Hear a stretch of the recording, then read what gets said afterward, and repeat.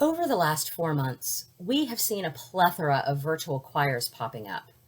While it's not in any way the same as being able to sing together, many choirs around the world have flocked to this technology in order to be able to continue to make choral music during this time where singing in the same room together is so dangerous. So how did virtual choirs come to be?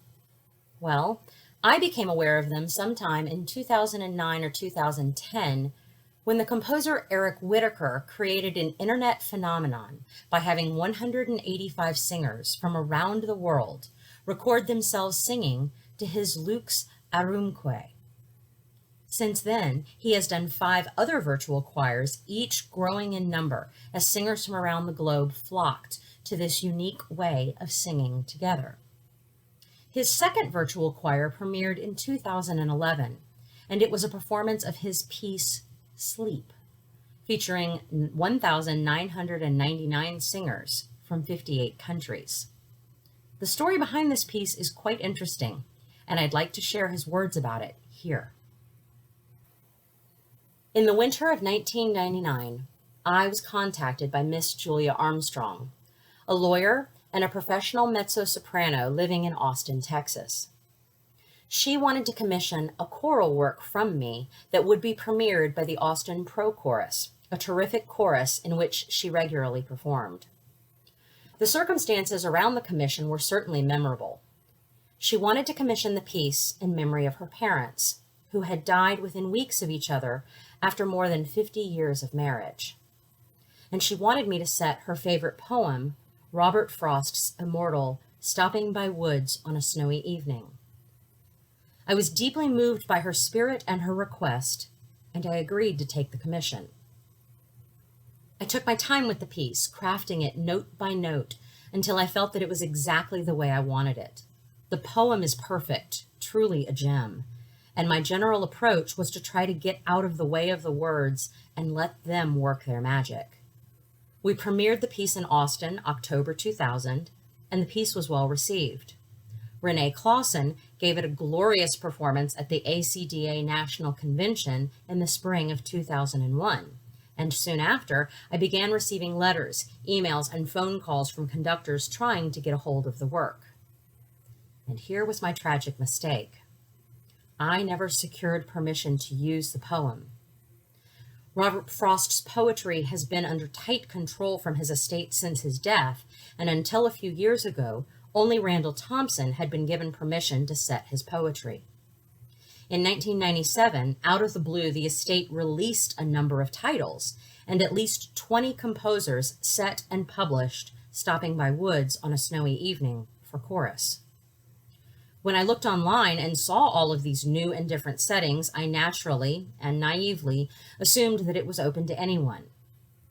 Little did I know that the Robert Frost estate had shut down any use of the poem just months before, ostensibly because of this plethora of new settings.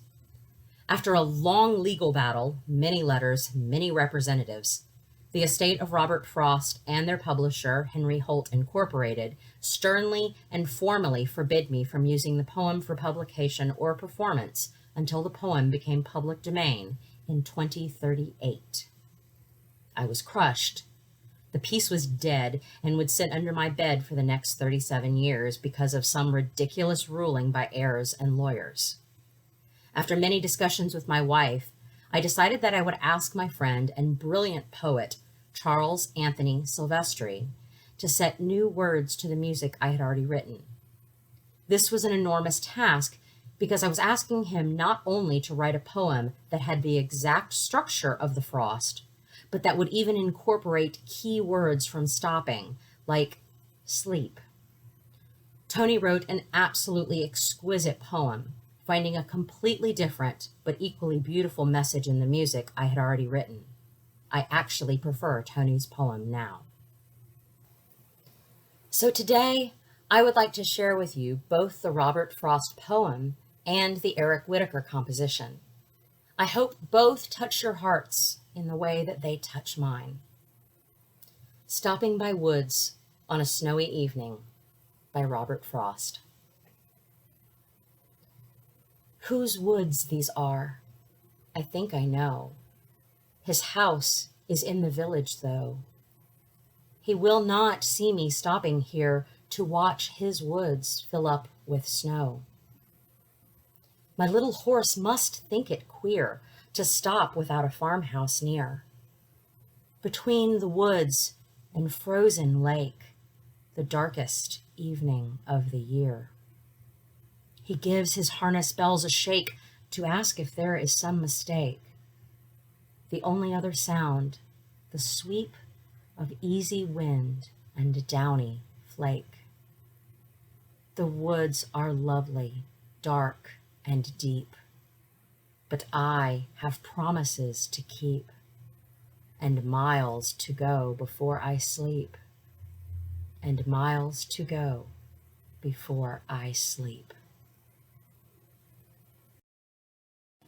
Please click on the link in the top right corner of the video or the one in your email to listen to Eric Whitacre's virtual choir number 2 singing Sleep.